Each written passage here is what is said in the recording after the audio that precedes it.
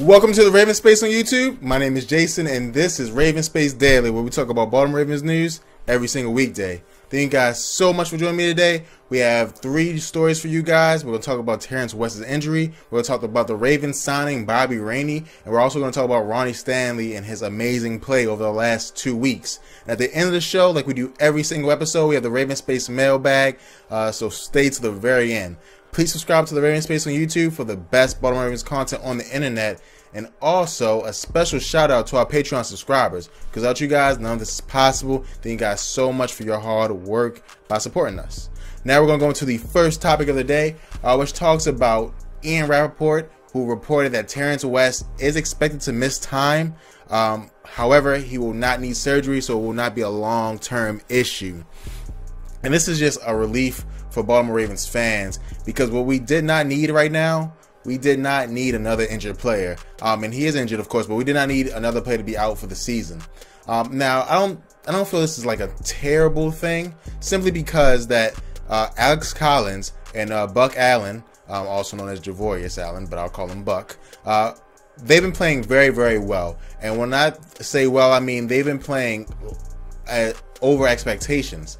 Now, Terrance West did re-injure his calf, so he will be out for like the next couple of weeks. I would predict 3 weeks. There has been no official prediction or, estimate or forecast just yet. However, I do think he'll be back in about 3 weeks. I'm not worried. I think that the Ravens did a great thing, which we'll talk about in the next segment, to help offset this. And also, again, Alex Collins is giving us a breath of fresh air. The way that Alex Collins is playing, he deserves most of the snaps at running back. He can't catch the ball, but it's okay. But that's not his best talent. He'll get better, but his ability to burst and give the Ravens life and turn a negative 2-yard loss into a 1-yard gain is invaluable. And I'm super excited that we have this guy on the team, because he's performing so well. I mean, light years above what I expected, and I'm sure light years above what the Ravens expected, because they had him on the practice squad. And they was going to bring up other players above him. But specifically on Terrance West, he is out, he is hurt, he is injured with a calf injury. Again, re-injured his calf on that tackle. We all saw it if you watched the game. So it happens. Hopefully he gets better, and it's sad. We're going to move on to the second topic, which talks about Bobby Rainey. The Ravens have signed Bobby Rainey in order to help the running backs, still have that 3 running back rotation that they like to have. And I just think this is awesome. I think this was the best choice you could have made in this situation. Bobby Rainey's a veteran. Bobby Rainey understands what this game is like. Bobby Rainey is not a player that's going to demand the ball. Bobby Rainey can catch. Bobby Rainey is a great screen back. Bobby Rainey is a good third down back. I think this is a good decision for the Ravens. Again, Terrance West has not played up to the level that we expected him to play at. Bobby Rainey won't be that much of a downgrade. I really don't think so. Right now, Terrance West was the 3rd best running back on our roster. Bobby Rainey will also be the 3rd best running back on our roster, and he'll also, be able to help out and do things that you want him to do. Again, good receiving back. I think you'll see him in the screen game.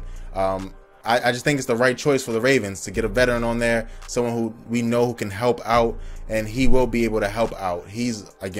I'm excited about this. He'll bolster that running back core, and everything will be fine.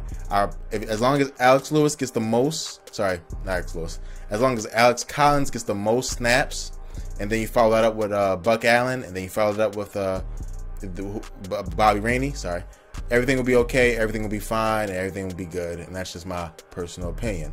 And we're going to move on to the third topic, which talks about Ronnie Stanley, and just giving him, a shout out, because he earned the highest Pro Football Focus grade for 2 weeks in a row. Matt Judon was second.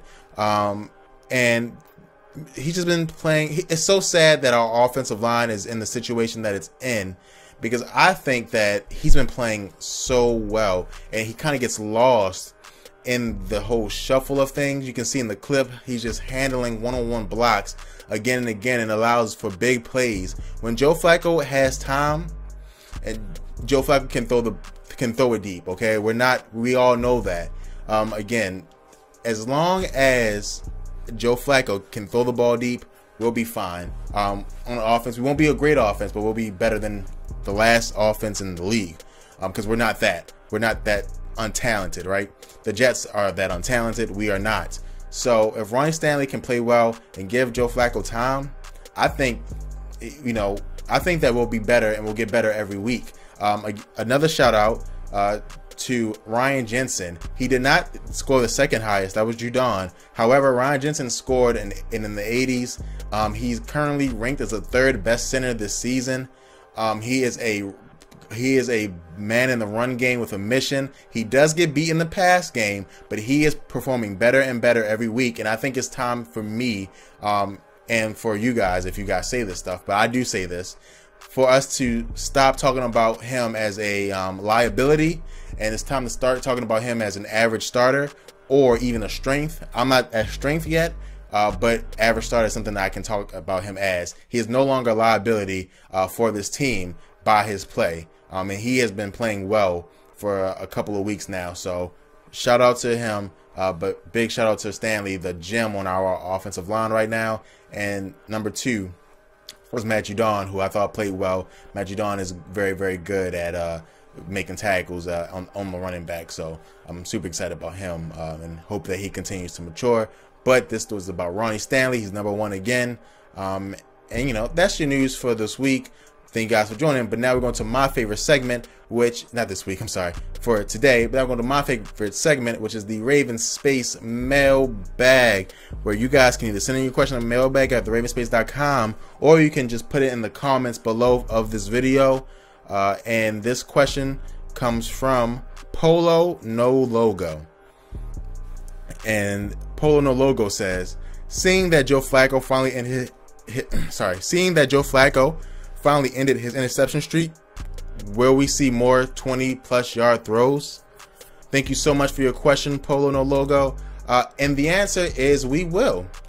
This offense does not work without those throws. When you have Wallace, when you have Perryman, and when you have Maclin can make all the routes, he can do every single route, make all the catches.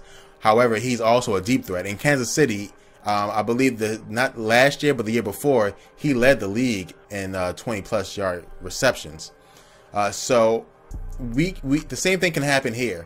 You have to throw the ball deep. One, because I don't think our offensive line is good enough to protect against all the blitzes that we were seeing, especially against Pittsburgh, who blitzed us constantly. Our offensive line is not good enough to stop that. So when you throw the deep ball, you at least get the defense to stretch out some, so they try to rush with 5 or maybe 6, and you have to put a blocker, but you won't get those 7-man rushes that Pittsburgh was doing. Also, there's also a chance that you always have a chance for a big play. You can always have a chance. Either Mike Watson will come down with the ball, or you're going to get a penalty, or it's going to be incompletion. There are interceptions thrown on deep balls, but when it's one-on-one, you have a very good chance of getting a play in your favor, and it helps out. And also, it sets up the play action. It sets up the play actions that are short. It sets up the run game. It sets up a lot of things. Throw the ball deep, and the Ravens will be fine. You will see a lot of deep throws, and I promise you'll see more deep throws this next game than you saw all the first 3 games. I really do think you'll see at least 3 to 4 deep throws a game for Joe Flacco, because when he does it, the offense just runs better, much better. So that is the end of the episode. Thank you so much for your question. Thank you guys so much for watching. Please subscribe to Raven Space on YouTube. And if you want to help us out, please check out the Raven Space store or become a Patreon member in the description below. Thank you guys so much, and go Ravens.